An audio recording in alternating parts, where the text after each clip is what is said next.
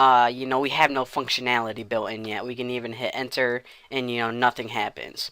So what we want to do now is need to build, we're going to start building the scripts. Now remember, like I said, this program is basically going to consist of this HTML file, which is what you're looking at right here, a PHP file, and a JavaScript file. Now the PHP file is going to stay on your server, and the JavaScript file is going to be basically on your the user's computer.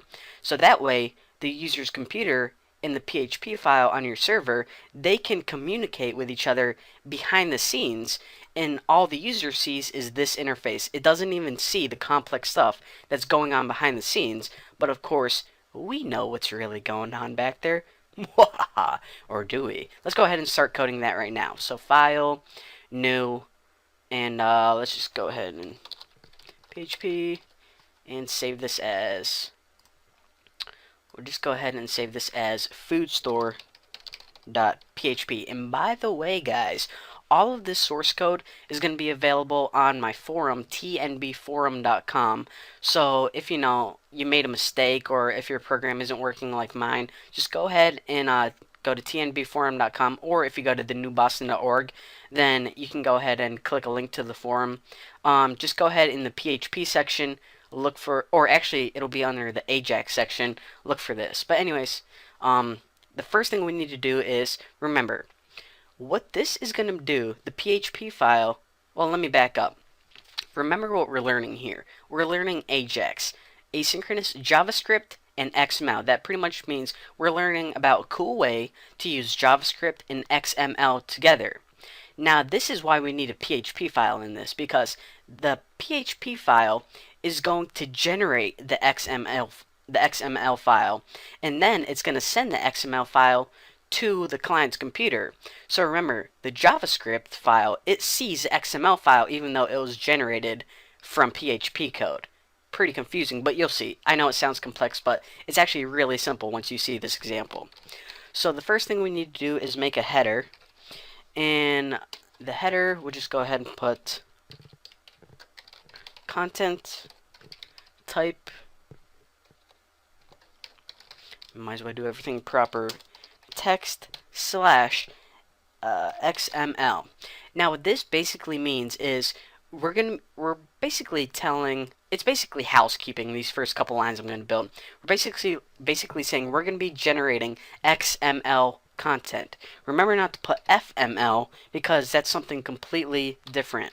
And if you make a mistake, you might say FML, but I'm getting off track. So basically, this is just a housekeeping thing whenever we generate an XML file with PHP. Another thing that we want to do is we want to echo,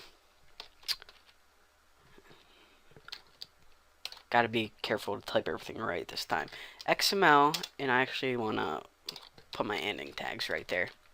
XML version. And these, if you never work with an XML file, it pretty much has like attributes and values, just like a HTML file. But the version is 1.0, and don't worry about what all this stuff means, because it's all housekeeping. You need this anytime you generate an XML file with PHP.